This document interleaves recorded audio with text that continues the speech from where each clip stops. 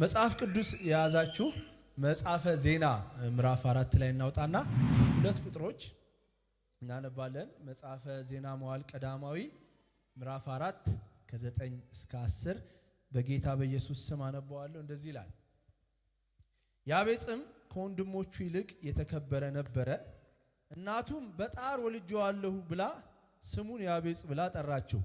ያቤጽም እባክህ መባረክን ባርከኝ፣ አገሬንም ማስፋው፣ እጅህም ከኔ ጋር ትሁን፣ እንዳያሳዝነኝም ከክፋት ጠብቀኝ ብሎ የእስራኤልን አምላክ ጠራ። እግዚአብሔርም የለመነውን ሰጠው ይላል። ይሄንን መጽሐፍ ለማንበብ የምትፈልጉ ምናልባት ይሄን መጽሐፍ ለማጥናት የምትፈልጉ ሰዎች መጽሐፉን በደንብ እንድንረዳ ቀጥታ ወደ ሐሳቤ ከመግባቴ በፊት ዜና መዋዕል ማለት ምን ማለት እንደሆነ፣ ለምን እንደተጻፈ፣ ማን እንደተጻፈው፣ የተጻፈበትን ዓላማ ትንሽ ነገር እናገርና ወደ ሐሳቤ እገባለሁ። የዜና መዋዕል ማለት የቀን ውሎ ማለት ነው።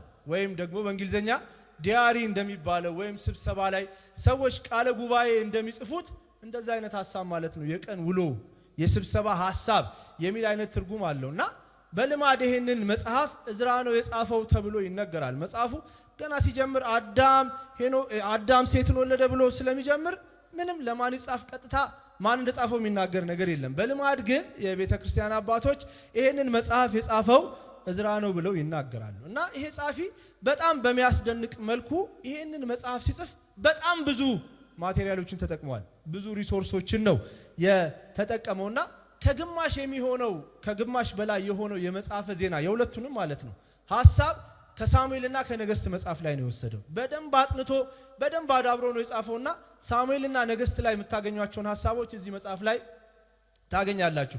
እሱ ብቻ አይደለም፣ የሕግ መጽሐፍትንም ይጠቀማል። ከዘፍጥረት ጀምሮ የሕግ መጽሐፍትን ይጠቀማል። ከመሳፍንት መጽሐፍ ላይ ያነሳል፣ ከሩት መጽሐፍ ላይ ያነሳል፣ ከመዝሙራት መጽሐፍ ላይ፣ ከትንቢት መጽሐፍ ላይ፣ ከኢሳይያስ፣ ከኤርሚያስ፣ ከሰቆቃ ኤርሚያስ ላይ እንደዚሁም ከዘካርያስ ላይ ሐሳቦችን እየወሰደ ነው እነዚህን ሰዎች በጣም ለማሳመን ይሄ ጻፊ የሚጽፈው። እሱ ብቻ ደግሞ አይደለም፣ ከቅዱሳት መጽሐፍትን ባለፈ መጽሐፉን ስታነቡ ልብ ብላችሁት ከሆነ የቀረው የንጉሱ የዳዊት ታሪክ በእስራኤል ነገሥታት ታሪክ ተጽፎ የለምን? በእስራኤል ታሪክ ላይ ተመዝግቦ አይገኝምን? በዳዊት የታሪክ መጽሐፍ ላይ ተጽፎ የምታገኙት አይደለምን? እያለ ከዚህም ባለፈ የነገሥታቱን የግል መጽሐፍቶች፣ የነገሥታቱን የግል ማስታወሻዎች ተጠቅሞ የጻፈ ሰው ነውና ብዙ መረጃ ይጠቀማል። ለምንድነው ይሄ ሁሉ መረጃ? አንድ ሰው ማሳመን ስንፈልግ ነው አይደል? ስንሰብክ፣ ለአዲስ ሰው ስንሰብክ ስናወራ በጣም ማሳመን ስንፈልግ ብዙ ማስረጃ ነው የምናቀርበው። እና ማሳመን ስለሆነ የሚፈልገው ይሄ ሰውዬ ይሄ ጻፊ ለምንድነው ይሄንን ያደረገው ካላችሁት የሚጻፍላቸው ሰዎች ከምርኮ የተመለሱ ሰዎች ናቸው። እስራኤል ስለምትባል ሀገር አያውቁም አንዳንዶቹ። የእግዚአብሔርን መቅደስ በኢየሩሳሌም የነበረውን የሃን ክብር የሚያውቁ ሰዎች አይደሉም አንዳንዶቹ በምርኮ በባቢሎን የተወለዱ ልጆች ናቸው። ስለ ያህዌ ያላቸው ዕውቀት ደብዛዛ ነው። አንዳንዶቹ ደግሞ ኮምፕሊትሊ ምንም አይነት ነገር ስለ እግዚአብሔር ዕውቀት የላቸው። ስለዚህ ሊያበረታታቸው ብዙ የሚያነሳው ስለ ዳዊት ነው እና ስለ ዳዊት ያነሳና እግዚአብሔር ለዳዊት የገባው ቃል ኪዳን አሁንም በእናንተ ሕይወት ይቀጥላል። እናንተ የቃል ኪዳን ልጆች ናችሁ። ዝም ብሎ ከምርኮ የሆነ ጊዜ ዝም ብሎ ተማርካችሁ ዝም ብላችሁ የመጣችሁ ሰዎች አይደላችሁም። እግዚአብሔር ኪዳኑን በእናንተ ላይ የሚቀጥል የተባረካችሁ ሕዝቦች ናችሁ፣ በርቱ እያለ ወደ እግዚአብሔር ሐሳብ ሊያስገባቸው ነው የሚጥረው። ሌላ ደግሞ አንዳንዶች ጥያቄ ነበራቸው። ለምን ተማረክን? እግዚአብሔር አብሮን ከሆነ ለምን ተወን የሚል ጥያቄ ስላላቸው ተማርካችሁ የሄዳችሁት በአባቶቻችሁ ኃጢአት ምክንያት ነው ብሎ ያጠፉ ሰዎችንም በዝርዝር የሚያስቀምጥ መጽሐፍ ነውና ማንነታቸውን ተገንዝበው ከአዳም ነው የሚጀምረው ይሄ መጽሐፍ። ምዕራፍ 1 ቁጥር 1 ላይ አዳም ሴትን ወለደ ብሎ ይጀምራል። ከአዳም ጀምሮ እንዴት እግዚአብሔር እየመረጠ እንዴት ቃል ኪዳን ከነሱ ጋር እያደረገ የበለጠ ደግሞ የዳዊትን ቤት፣ ምክንያቱም የዳዊት ቤት ማለት የመሲሁ አይደል የዳዊት ስር ስለሆነ የኢየሱስ ክርስቶስ ሐሳብ እዛው ስላለ የበለጠ ትኩረት አድርጎ የይሁዳ ቤትና የዳዊት ቤት ላይ ትኩረት ያደርጋል። ለዛ ነው ጌታ ኢየሱስ ሲናገር እኮ መጽሐፍት ሁሉ ስለኔ ይናገራሉ ይላል። ይሄም መጽሐፍ ስለ ኢየሱስ ክርስቶስ ይናገራል። እግዚአብሔር እንዴት ያንን ዘር እንደጠበቀው የመሲሁን ዘር እንዴት እንደጠበቀው እዚህ መጽሐፍ ላይ ይናገራልና ይሄ መጽሐፍ ስትጀምሩት ብዙ ደስ የሚል ነገር የለውም። ማለት የእግዚአብሔር ቃል ነው፣ ግን ለማንበብ ብዙ የሚያበረታታ አይደለም። እገሌ ገሌን ወለደ፣ ገሌ ገሌን ወለደ እያለ 9 ምዕራፍ ዝም ብሎ የተዋለዱ ሰዎችን ነው የሚያነሳው። እገሌ ገሌን ወለደ፣ እገሌ እገሌን ወለደ እያለ ለጥሩ የተወለዱትንም ለክፋት የተወለዱትንም ጠቅላላ እያነሳ ነው 9 ምዕራፍ መሄደው። ከ10ኛው ምዕራፍ በኋላ ነው ታሪክ ማውራት የሚጀምረው። ድንገት ግን በመሃል ምዕራፍ 4 አካባቢ እዚህ ቅድም ያነበብኩላችሁ ላይ አንድ ሰው ጋር መጣና ያው ሰፋ ያለ ምንለው ካነሳ ስለሌሎቹ ምንም ስለማያወራ 2 ቁጥሮች ግን ያቤጽ ስለሚባል አንድ ሰው ሲያነሳ ትመለከታላችሁ።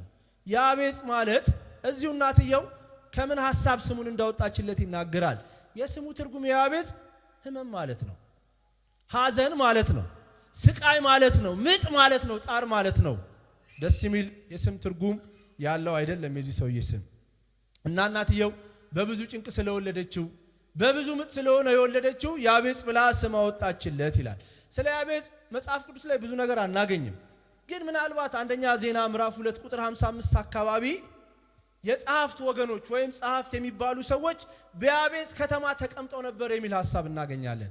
ያን ዝም ብለን ስናይ ያቤጽ የሚባል ሰው ምናልባት የእግዚአብሔርን ሕግ የሚያውቅ የእግዚአብሔርን ቃል የሚያጠና እንደገና ሌሎችን በያቤጽ ከተማ ስለሚል ሌሎችን ደቀ መዛሙርት የሚያደርግና የሚያስጠና ይመስላል። ጸሎቱንም ስናያይዘው እንደዛ አይነት ሰው ይመስላል። እና ሲጀምር ያቤጽ ከወንድሞቹ ይልቅ የተከበረ ነው ይላል። ወንድሞች አሉት፣ ስማቸውም ተዘርዝሯል፣ ተጽፏል፣ ታሪካቸው አለ። ግን ከወንድሞቹ ይልቅ የተከበረ ነው ይላል። ለምንድን ነው የእግዚአብሔር ቃል ያቤጽን ከወንድሞቹ ይልቅ የተከበረ ነው ብላችሁ ስታዩት በዘር የተሻለ ነው እንዳንል ወንድሞቹ ናቸው። በስልጣን ይበልጣቸዋልም እንዳንል የነገስታት ዘር ውስጥ ያለ ሰው አይደለም ይሄ ሰው። በገንዘብ ይበልጣቸዋል ሀብታም ስለሆነ ነው እንዳንልም በገንዘብም ስላለው ነገር በዚህ ውስጥ ምንም የተጻፈ ነገር የለም። ግን ስለ ያቤጽ የተከበረ ያስባለው አንድ ነገር ነው። ወደ እግዚአብሔር ጸለየ ይላል። ያቤጽ የሚጸልይ ሰው ነበረ። የሚጸልይ ሰው በእግዚአብሔር ፊት የተከበረ ነው። እስኪ አጠገባችሁ ያለውን ሰው ይሄንን በሉልኝ። የሚጸልይ ሰው በእግዚአብሔር ፊት የተከበረ ነው በሉልኝ። እግዚአብሔር የሚጸልይን ሰው ያከብራል። የሚጸልይ ሰው በእግዚአብሔር ፊት የተከበረ ነው። እና ያቤጽ ደግሞ የሚጸልይ ሰው ብቻ አይደለም፣ እግዚአብሔር ደግሞ ጸሎቱን የመለሰለት ሰው ነበር። ስለዚህ ይሄ ያቤጽ የተባለ ወንድማችን የጸለየውን 4 ጸሎት ከ4ቱ ጸሎት 2ቱ ላይ ሰፋ አድርጌ 2ቱ ላይ ባጭሩ የተወሰነ ሐሳብ አነሳና ቶሎ እንጨርሳለን። ያቤጽ 4 ጸሎት ጸለየ። እግዚአብሔር 4ቱንም ጸሎት ነው የመለሰለት። ከ100 ማለት ነው። እግዚአብሔር ጸሎታችሁን እንደዚህ ይመልስላችሁ። ይሄ የሆነ ተመልሶልኝ የሆነ ቀረብኝ የምትሉት ነገር እስካይኖር ድረስ እግዚአብሔር በኢየሱስ ስም የጸለያችሁትን ጸሎት ይመልስላችሁ። እና ያቤጽ የጸለየው የመጀመሪያው ጸሎት አቤቱ መባረክን ባርከኝ የሚል ነው። የበረከት ጸሎት ነው የጸለየው። ግን ባርከኝ ብቻ አይደለም ያለው፣ አቤቱ መባረክን ባርከኝ ወይ ደግሞ ባርከህ አስቀረኝ የሚል አይነት ጸሎት ነው ያቤጽ የጸለየው። ባርከኝ ብቻ አላለም። በመባረክና ተባርኮ በመቅረት መካከል በጣም የሰማይና የምድር ያህል ልዩነት እንዳለ ከዚህ መጽሐፍ እንረዳለን። ባርከኝ ብቻ አለን። ባርከኝ ባርከ ደግሞ እዛው የባረከኝ ቦታ ላይ አስቀረኝ ብሎ እግዚአብሔርን ሲለምነው እናያለን። በብሉይ ኪዳን በረከት ብዙ ጊዜ ከምድራዊ ነገር ጋር የተያያዘ ነው። እግዚአብሔር ባርካቸዋለሁ ሲል በትዳር ባርካለሁ፣ እግዚአብሔር በቤት ባርካቸዋለሁ፣ በከብቶች ባርካቸዋለሁ፣ በልጆች ባርካቸዋለሁ፣ እንደ አብርሃም ደግሞ አይነቱን ስምህን ገናና አደርገዋለሁ፣ በዝናም ባርካለሁ ብሎ የብሉይ ኪዳን ሰዎች ብዙ ጊዜ በረከታቸው ከምድራዊ ነገር ጋር የተያያዘ እንደሆነ እናያለን። ግን እዛው ብሉይ ኪዳን ላይም ምንም እንኳን በረከት ከምድራዊ ነገር ጋር ቢያያዝ በረከት ምድራዊ ብቻ እንዳልሆነ የሚያሳዩ ብዙ ሐሳቦች አሉ። እና ለምሳሌ ብዙ ሀብት ሰብስቦ ብዙ እግዚአብሔርን ብዙ ነገር ለምኖት 20 ዓመት የለፋበትን ነገር ካገኘ በኋላ ያረካ አንድ ሰው እናገኛለን መጽሐፍ ቅዱስ ላይ ያዕቆብ የሚባል ሰው። ያዕቆብ ሲወጣ እንደምታውቁት በትር ብቻ ነው ይዞ ወጣው፣ ሌላ ምንም ነገር አልነበረው። በትር ብቻ ይዞ ሄደ። እግዚአብሔር ሲመልሰው የ2 ክፍል ሰላይት አድርጎ መለሰው። ያዕቆብ ራሔልን ወዷት ስለነበረ ተታሎ ስለሷ 14 ዓመት ዋጋ ከፍሏል። ስለ በጎቹ ደግሞ 6 ዓመት ጨምሯል። በላባ ቤት ወደ 20 ዓመት ዋጋ ከፍሏል። ይሄንን ዋጋ የከፈለው ስለ ሚስት ነው። እነዚህን ዋጋ የከፈለው ስለ በረከት ስለ በጎች ነው። እግዚአብሔር ሚስቶች ሰጠው፣ እግዚአብሔር ልጆች ሰጠው፣ እግዚአብሔር ባሮች ሰጠው፣ እግዚአብሔር ከብቶች ሰጠው። ይሄንን ሁሉ ይዞ የሄደ አንድ ጊዜ ግን ገባው በረከት ምድራዊ ነገር እንዳልሆነ። 20 ዓመት የለፋበትን ነገር ጠቅላላ ያቦቅ ወንዝ ላይ ሲደርስ አሻገረው ይላል። 20 ዓመት ለፍቶበታል። ፊቱ እየተቀያየረበት ላባ ደሞዙን እየቀያየረበት ታክሶ ቁጭ ብሎ እግዚአብሔር ውጣ እስኪለው የለፋበትን ነገር ልክ ያቦቅ ወንዝ ላይ ሲደርስ እንዳለ አባረረና እግዚአብሔርን አንድ ጸሎት ጸለየ። ካልባረከኝ አለቀህም፣ ለካ እግዚአብሔር ከሌለ ብዙ ሀብት ደስታ አይሰጥም። ለካ እግዚአብሔር አብሮን ከሌለ ብዙ ነገር ደስታ አይሰጥም። ብዙ ነገር ቢደረደር ለካ እርካታ የለው። ካልባረከኝ አልለቅህም አለው። ተባርኮ ነበር እንጂ የነበረው መባረክን ባርከኝ ብሎ አልጸለየም ማለት ነው።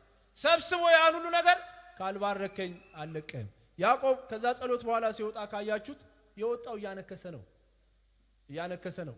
የተናገረው ንግግር ግን እግዚአብሔርን ፊት ለፊት አየውታልና ሰውነቴ ድና ቀረች አለ። እግዚአብሔር ልቡን ነበር የፈወሰው።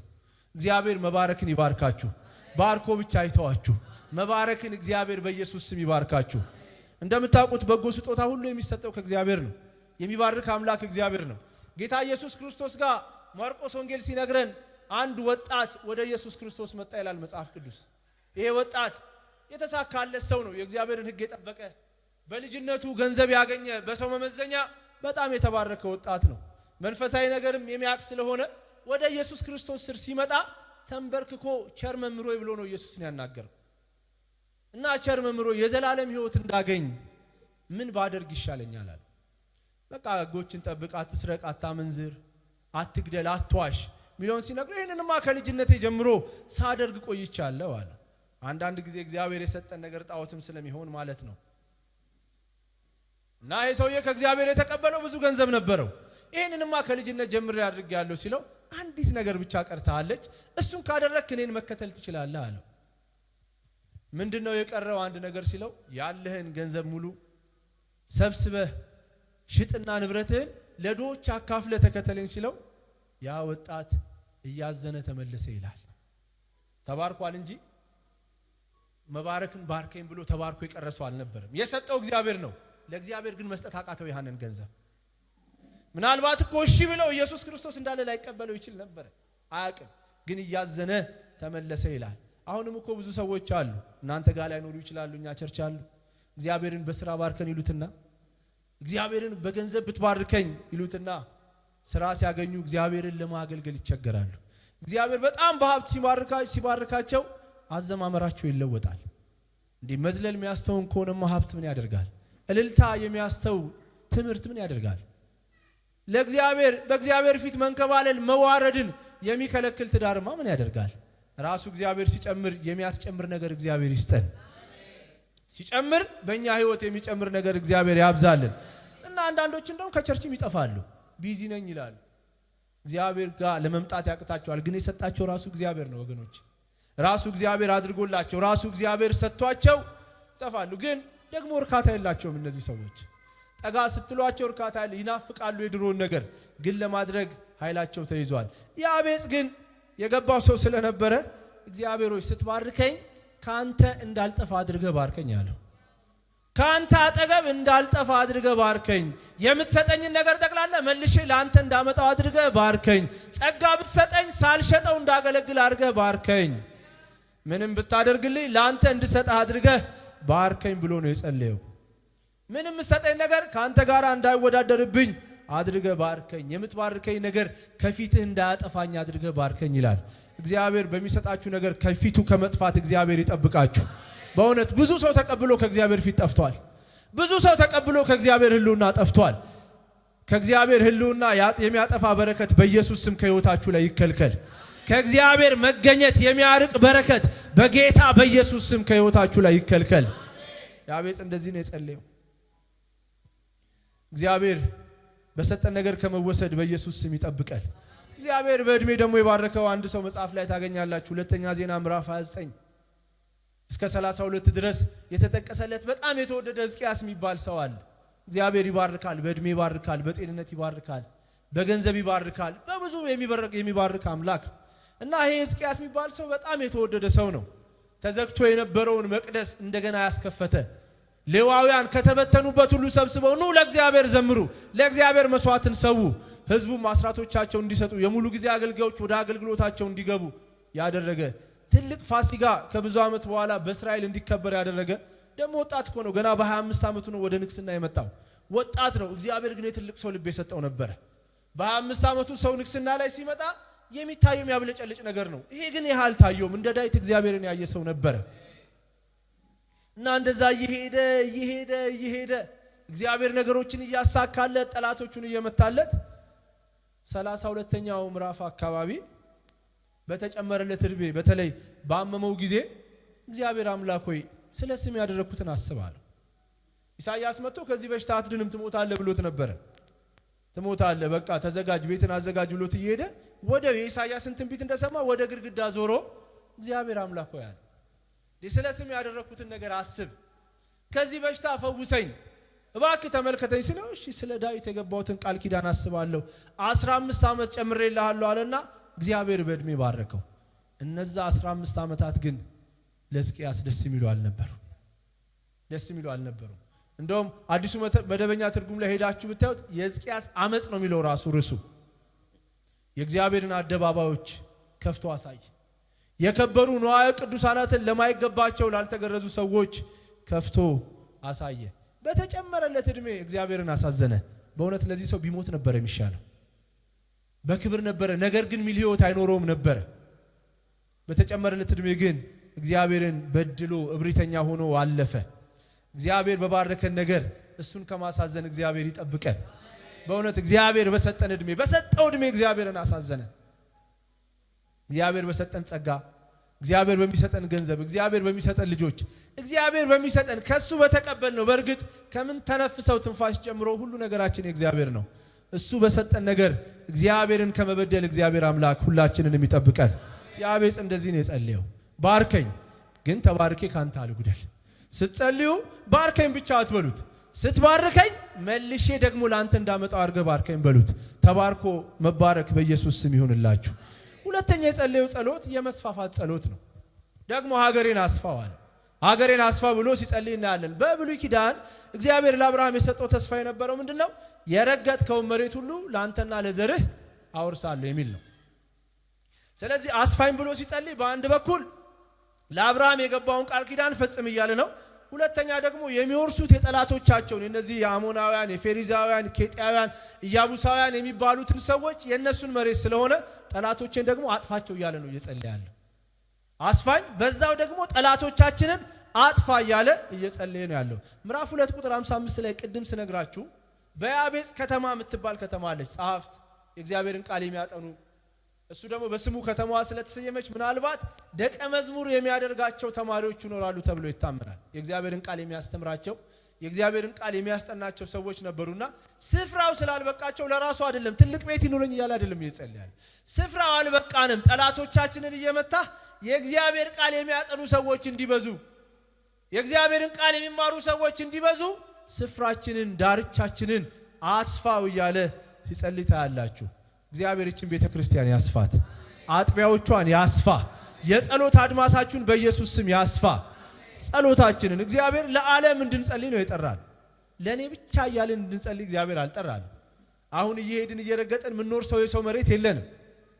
በአዲስ ኪዳን እንደዚህ አይነት መሬት የለም። ግን በጸሎት መንፈሳዊ ተጽኖቻችንን ማስፋት እንችላለን። በእግዚአብሔር መንፈስ አማካኝነት ሰፊ ጸሎት ሶማሊያ ያሉ ሰዎች መጸለይ አሁን እዚህ አካባቢ የለም። እኛ ያለንበት አካባቢ ሰዎች በልማት ምክንያት በጣም ይነሳሉ። ለነዛን ሰዎች የወደቀ ልባቸውን በጸሎት መደገፍ ይሄ ራሱ የእግዚአብሔርን ሐሳብ ማገልገል ነው። ሰፊ ጸሎት ከራሴ ሆድ ወጥቼ ከራሴ ኑሮ ወጥቼ ለኔ ብቻ አድርግልኝ ከሚል ጸሎት ወጣችሁ የታመሙ ሰዎችን እያሰባችሁ መጸለይ፣ የሚቸገሩ ሰዎችን እያሰባችሁ መጸለይ። በአገልግሎታችን ደግሞ ተጽኗችንን መስፋፋት። እግዚአብሔር እንድንሰፋ የሚፈልግ አምላክ ነው። ግን እንድንሰፋ የሚፈልገው ሰዎችን በመጥቀም ነው። እንድንሰፋ የሚፈልገው ለሌሎች በመድረስ ነው። እንድንሰፋ የሚፈልገው የእግዚአብሔርን ታላቅነት ለሌሎች ማሳየት እንድንችል ነው። እግዚአብሔር በኢየሱስ ስም ያስፋችሁ። እቺን አጥቢያ በየክፍለ ከተማዎቹ እግዚአብሔር በየክልሎቹ በአውሮፓ ብቻ ያለችውን አጥቢያ በአሜሪካም በኢሻም በኢየሱስ ስም እግዚአብሔር ያስፋችሁ። ለእግዚአብሔር የሚሳን ምንም ነገር የለም። እግዚአብሔርን ለማክበር ከሆነ እግዚአብሔር የሰጣቸውን ያረገላቸውን ሰዎች እንዳለ ስታዩ ምንም ታሪክ ያልነበራቸው ሰዎች ናቸው። ግን እግዚአብሔር ለክብሩ መጠቀም ሲፈልግ ማስፋት የሚችል አምላክ ነውና እግዚአብሔር አሁንም በኢየሱስ ስም በመልካም ነገር ያስፋችሁ። ሌላው ሶስተኛው እጅ በኔ ላይ ትሁን ብሎ የጸለየው ጸሎት አለ። እጅ በኔ ላይ ትሁን። ይሄንንም ትንሽ ሰፋ አድርጌ ነው እንደመጀመሪያው የምናገረው። ጸለየ መባረክን ባርከኝ አለውና ሀገሬንም አስፋ ካለ በኋላ እጅ ደግሞ በእኔ ላይ ትሁን አለ። የእግዚአብሔር እጅ ማለት የእግዚአብሔር ኃይል ከኔ ጋር ይሁን ማለት ነው። የእግዚአብሔር እጅ ማለት የእግዚአብሔር አብሮነት ማለት ነው። የእግዚአብሔር እጅ ማለት የእግዚአብሔር አመራር፣ የእግዚአብሔር የማዳን ጉልበት፣ የእግዚአብሔር አብሮነት ማለት ነው። እና እግዚአብሔር ሰዎችን ሲጠራ መጽሐፍ ቅዱስ ላይ ካያችሁት እጁን በእነሱ ላይ ያደርጋል። እግዚአብሔር አምላክ ሰዎችን ሲጠራ እጁን በእነሱ ላይ ያደርጋልና እጅህ ከኔ ጋራ ትሆናለች ይላሉ። አንዳንድ አባቶቻችን ሲጠሩትማ ራሱ መልካሚቱ የእግዚአብሔር እጅ እያሉ ነው የሚጠሯት። መልካም የሆነው የእግዚአብሔር እጅ በኢየሱስ ስም በእናንተ ላይ ትምጣ። ይሄ የእግዚአብሔር እጅ በዚህ ቤተ ክርስቲያን ላይ ይምጣ እና የእግዚአብሔር እጅ ሲመጣ፣ የእግዚአብሔር እጅ ሲገለጥ፣ የእግዚአብሔር እጅ ሰዎችን ሲያገኝ፣ እግዚአብሔር እጁን ሰዎች ላይ ሲጥል ምን ይውላል ካልን በጣም ብዙ ነገር ነው የሚሆነው። ሶስቱን ነገር ብቻ ላንሳ። የመጀመሪያው የእግዚአብሔር እጅ ስትመጣ የእግዚአብሔር እጅ ትመራለች። የእግዚአብሔር እጅ የምትመራ እጅ ነች። ወገኖቼ እኛ ይህንን ዓለም አናቀውም። ከዚህ ከወጣን በኋላ እንኳን ምን እንደሚገጥመን የማናቅ ምስኪን ሰዎች ነን። ግን እግዚአብሔር እጁ ከኛ ጋር ስትሆን እግዚአብሔር ይህን ዓለም ስለሚያውቅ እግዚአብሔር ይመራል። ሊመራቸው ሲፈልግ ይሄ ከምርኮ የወጣ በእዝራ እየተመራ የወጣ ሕዝብ ራሱ እዝራ ደጋግሞ ሲናገር መልካሚቱ እጅ ትመራኝ ነበር ይላል። ትመራለች፣ ጠላቶች መካከል ታሳልፋለች። የእግዚአብሔር እጅ በዚህ ጋር ሂድ እያለች ምሪት ትሰጣለች። የእግዚአብሔር እጅ ጠላትን እየመታች የምታሳልፍ እጅ ነች እና የእግዚአብሔር እጅ ትመራለች። በማናውቀው ምድር ስንሄድ ክርስቲያን በቤተ ክርስቲያን አንድ የጣልነው ነገር የእግዚአብሔርን ድምፅ የእግዚአብሔርን ምሪት መጠየቅ ነው። ድሮ ሉጣ ወይ ሳንል ማንወጣ ሰዎች አሁን በጣም እውቀታችን በዝቶ ዝም ብለን ነው የምንወጣው። እንደዛ እየሆነ መጥቷል። ብዙ የእግዚአብሔርን ፍቃድ የእግዚአብሔርን ምሪት መጠየቅ ኋላ ቀርነት እየመሰለ መጥቷል። ለዛ ብዙ ሰዎች ከሄዱ በኋላ መሃል ላይ እየተጋጩ ይመለሳሉ። እግዚአብሔር ሲመራ በእሳት ውስጥ እንኳን ሂድ ቢል የእሳቱን ኃይል እግዚአብሔር ይይዛል። እግዚአብሔር ሲመራ በጦርነት መካከል ሂድ ቢል ጥይቱ አንተን እንዳይመታ እያደረገ መምራት ይችላል። እኛ ጋር ግን እኛ የለመለመ መስክ ባየን ቁጥር እግዚአብሔር የመራ እየመሰለን አንዳንድ ሄደን የምንላተመው ነገር አለ። ስለዚህ ዛሬም የእግዚአብሔር እጅ ይምራል። ዛሬም እግዚአብሔር ቤት በኩል ነው የሚሄደው ተብሎ እግዚአብሔር ይጠየቃል። በነገራችን ላይ ብዙ ነገር ፋሽን ያልፍበታል። የእግዚአብሔር ቃል ላይ ያለው መርህ ግን ፋሽን አያልፍበትም። እዚህ ውስጥ ያለው መመሪያ መቼም ፋሽን አያልፍበትም። እግዚአብሔር ጥንት ሲመራ ከነበረ እግዚአብሔር ዛሬም ይመራል ማለት ነው። ስለዚህ እግዚአብሔር ዛሬም በእጁ ይምራችሁ። ሌላው የእግዚአብሔር እጅ ማለት የእግዚአብሔር አብሮነት ማለት ነው። የእግዚአብሔር አብሮነት እግዚአብሔር ሲጠራ ከሰው ጋር አብሮ ነው የሚሆነው። ለኛም የገባልን ቃል ኪዳን እኮ በማቴዎስ ወንጌል ምዕራፍ 28 ላይ አይደል እስከ ዓለም ፍጻሜ ድረስ እኔ ከእናንተ ጋር ነኝ ብሏል። እግዚአብሔር ሲጠራ እግዚአብሔር አብሮን ነው የሚሆነውና እግዚአብሔር ሰውን ሲጠራ እጁን በላዩ ላይ ያደርጋል። ስለዚህ በሄደበት ሁሉ እግዚአብሔር ከዛ ሰው ጋር ይሄዳል። በወጣበት ሁሉ እግዚአብሔር ከዛ ሰው ጋር ይወጣል። በተራመደበት ሁሉ እግዚአብሔር ከዛ ሰው ጋር ይራመዳል። እግዚአብሔር እጁን ካመጣባቸው ሰዎች መካከል አንደኛው ሕዝቅኤል ነው። ሕዝቅኤል ምዕራፍ 8 ላይ ቁጥር 1 ላይ ካያችሁ የእግዚአብሔር እጅ ወደቀችብኝ ይላል። ሕዝቅኤልማ ላይ ወደቀችብኝ ይላል። ሕዝቅኤል የነበረው በምርኮኞች መካከል ነው። በኮቦር ወንዝ በምርኮኞች መካከል ሆኖ ትዝታ የሚያወራ ሰው ነው። ወይኔ ከሀገራችን ተሰደን መተን። ስደተኛ ሁሉ ጊዜ ሀገሩን ነው የሚናፍቀው። ስለ ሀገሩ ያወራል። ምሬት ነው የሚያወራው። የሰው ሀገር አይመችም። እንደዛ በሚወራበት ስፍራ መጣና እጁን ጥሎበት እግዚአብሔር ሰማይን ከፈተለት። ከዛ በኋላ ባቢሎን ያለውን ነገር ሕዝቅኤል ሳያታዩትም ሰማይ ተከፈተለት። ሰማይ እግዚአብሔር የሚያሳየውን ማየት ጀመረ። የእግዚአብሔር እጅ ከሱ ጋር ያለው ሰው የሚያየው እግዚአብሔር የሚያየውን ነው። በኢየሱስ ስም እግዚአብሔር የሚያየውን ያሳያችሁ። እሱ የሚያየውን በማሳየት እግዚአብሔር ይባርካችሁ። ከዛ በኋላ በቃ የሕዝቅኤል እይታ ኮምፕሊትሊ ተለወጠ። ትዝ ይላችኋል ጊያዝና ኤልሳ ነብዩ ኤልሳ አብረው ነው የሚያገለግሉት። የሚያዩት ግን ይለያይ ነበር። የሚያዩት የተለያየ ነገር ነው። ጊያዝ የሚያየው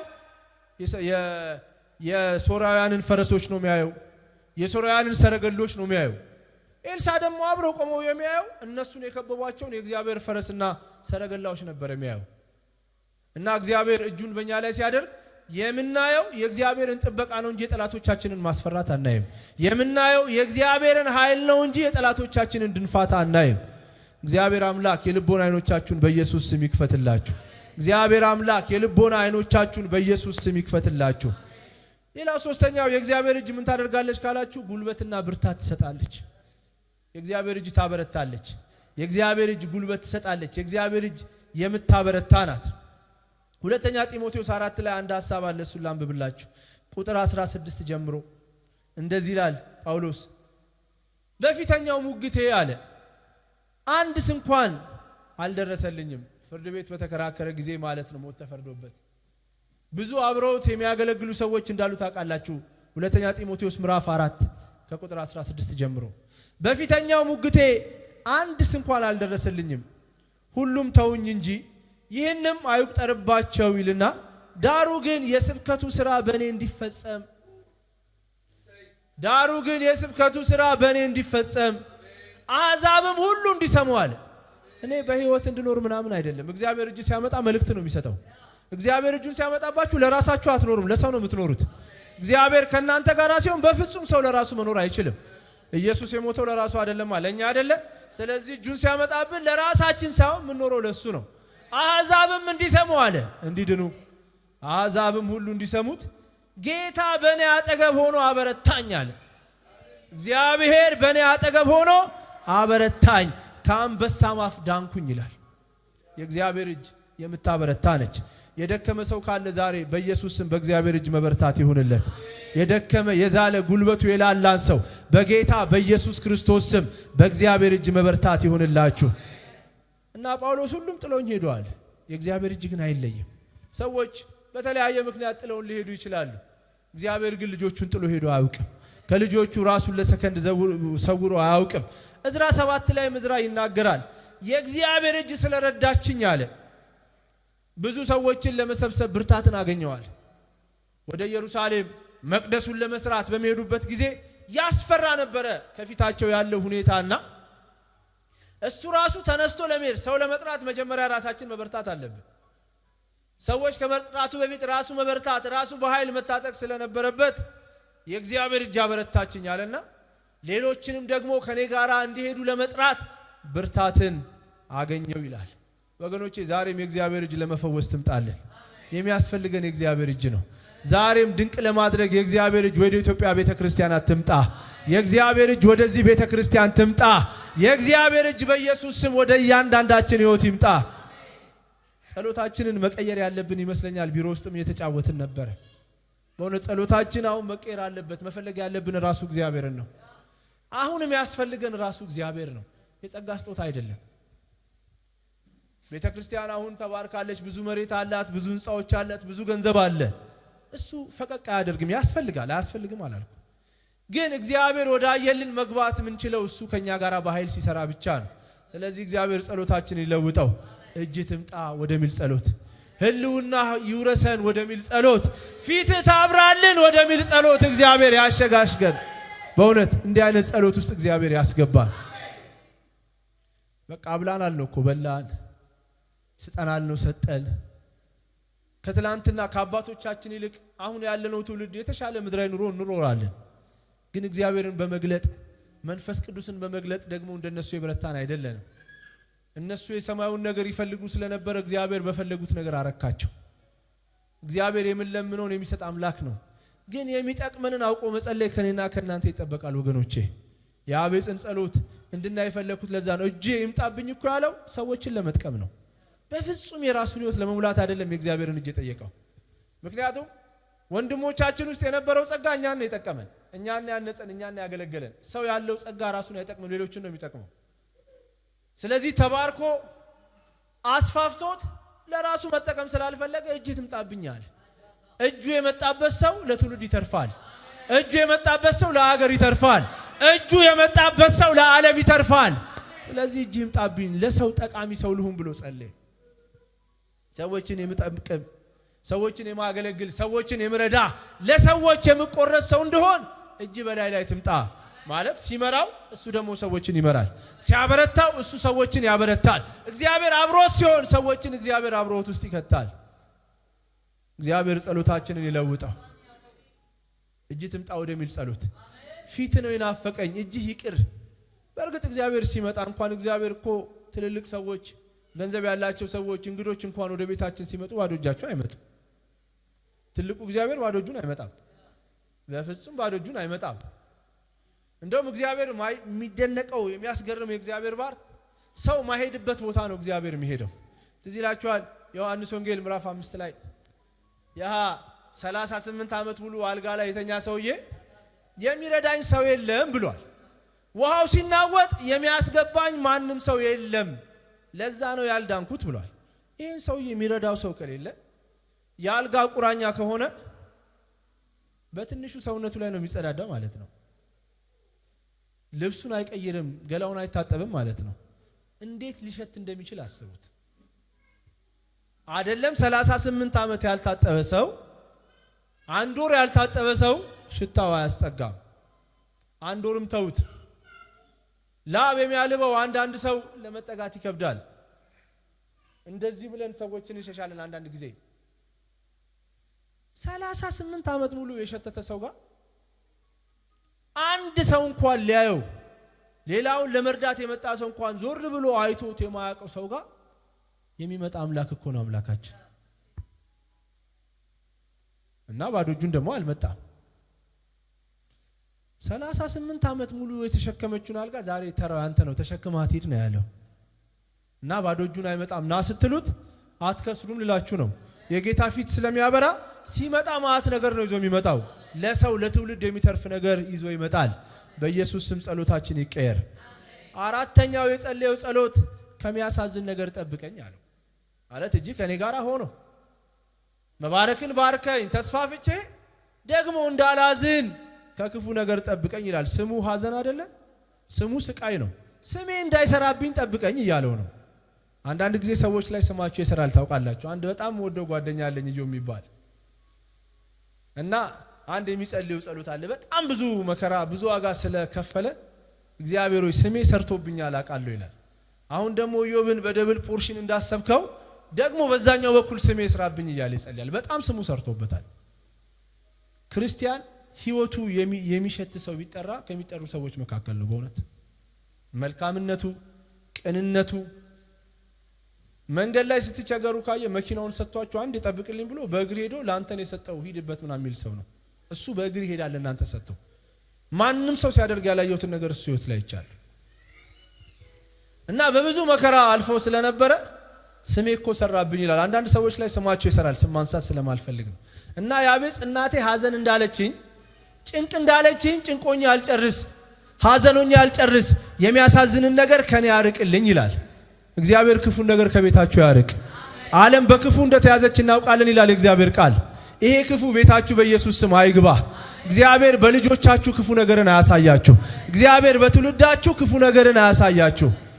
እና ከክፉ መጠበቅ የሚችለው እግዚአብሔር እንደሆነ ስለገባው ሀብት ስላለን ከክፉ መጠበቅ አንችልም። ስልጣን ስላለን ከክፉ መጠበቅ አንችልም። ክፉ እኮ ልብ ውስጥም ገብቶ ያውካል። የሚታይ ነገር ብቻ አይደለም ክፉ፣ የማይታይ ክፉ አለ። አእምሮን የሚሰውር ቤተ መንግስት ተቀምጣችሁ ጭንቀታም የሚያደርግ ክፉ አለ።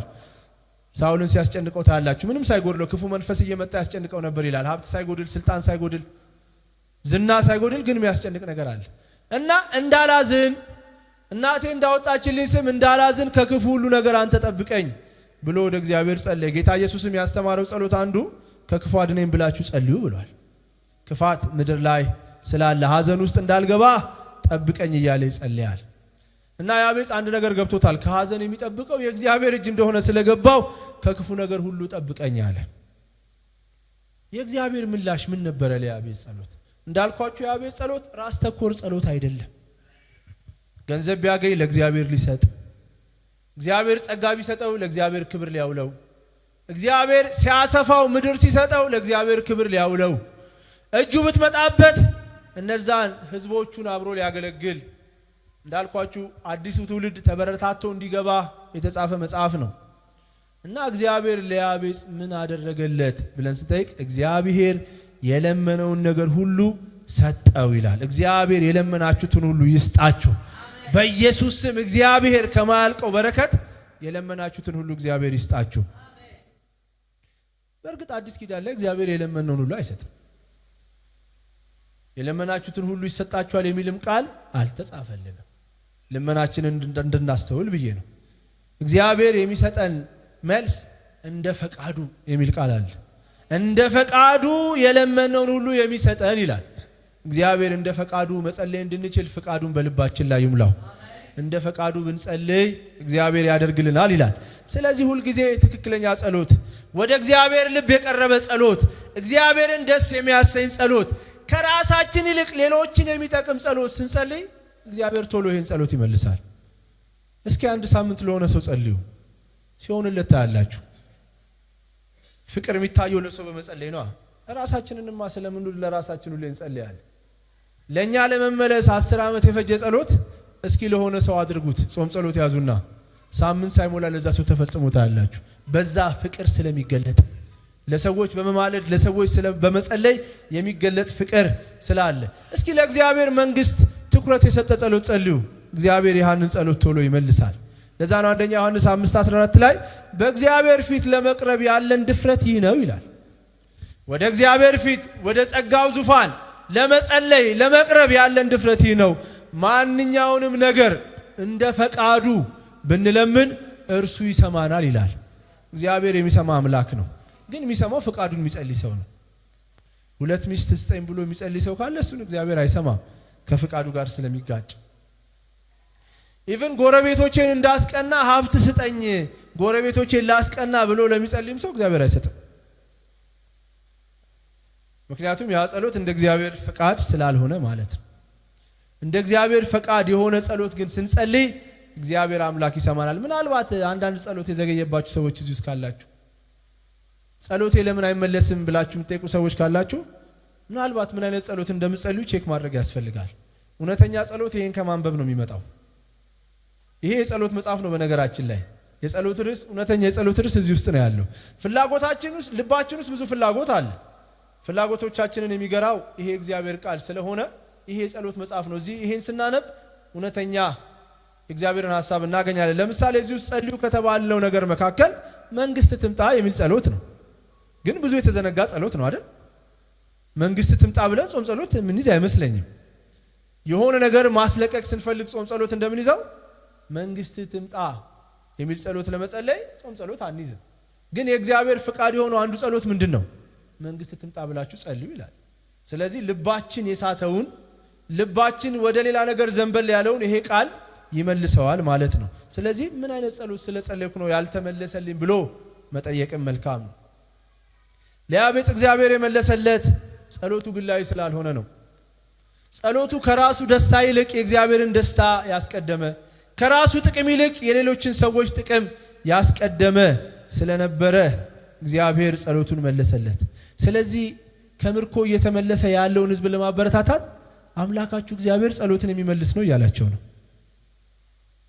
እዛ ባቢሎን ውስጥ እግዚአብሔር 70 ዓመት ቀጥቷችሁ ዝም ቢላችሁ አሁን ስትገቡ ስትጸልዩ እግዚአብሔር ጸሎት የሚመልስ አምላክ ነው። በባቢሎን ጸሎት ስለማያውቁ በምትገቡበት ሀገር ስትጸልዩ እግዚአብሔር ጸሎት የሚሰማ አምላክ ነው። ለዛ ደግሞ ይሄው ያቤጽ የሚባል ወንድም አላችሁ፣ ያቤጽ የሚባል አባት አላችሁ። ያቤጽ የሚባል ታላቅ ሰው ነበረ። እግዚአብሔር የሱን ጸሎት ሰምቶ መልሷል።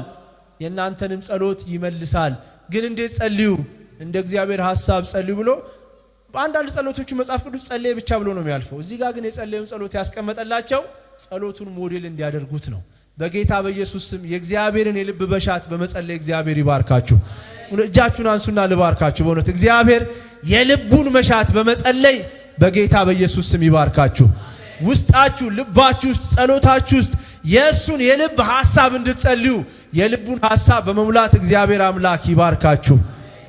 ቃልያቤጽ አደረገለት። የልቡን ሐሳብ ስለጸለየ እግዚአብሔር መባረክን ባረከው። እግዚአብሔር አሰፋው። እግዚአብሔር እጁን አመጣለት። እግዚአብሔር ከክፉ ነገር ሁሉ ያቤጽን ጠበቀው። እግዚአብሔር አምላክ ደግሞ ከአንድ ነገር ነፃ ያውጣችሁ። ለኔ ብቻ ከሚል ጸሎት እግዚአብሔር ነፃ ያውጣችሁ በኢየሱስ ስም። ከዚህ ነፃ መውጣት ለሁላችንም ይሁን። ለኔ ብቻ አርግልኝ፣ ለኔ ብቻ ስጠኝ፣ በኔ ብቻ ይሁን ከሚል ማንነት በጌታ በኢየሱስ ስም እግዚአብሔር ነፃ ያውጣል። ከምን ለምነው ወይም ከምናስበው በላይ ማድረግ ለሚችል ለአምላክ ለእግዚአብሔር ክብር ይሁንለት። ሃሌሉያ! ለሱ ክብር ይሁንለት። ከለመነው በላይ ለሚባርክ፣ ከለመነው በላይ ለሚሰጥ፣ እኛ ከምናቀው በላይ ለሚያደርግ ለእግዚአብሔር ክብር ይሁንለት። ይህን አገልግሎት ለመደገፍ ከስር ባስቀምጥ ነው የባንክ አካውንት እንድትጠቀሙና የወንጌልን ስራ አብራችሁን እንድትሰሩ እያልን ዩቲዩብ ቻናላችንን ሰብስክራይብ በማድረግ ፌስቡክ፣ ኢንስታግራም እና ቲክቶክ አካውንታችንን ፎሎ በማድረግ የጌታን ስራ እንድትደግፉ ጥሪ እናቀርብላችኋለን። ለበለጠ መረጃ በእነዚህ ስልኮች ተጠቅመው ይደውሉ። ተባረኩ።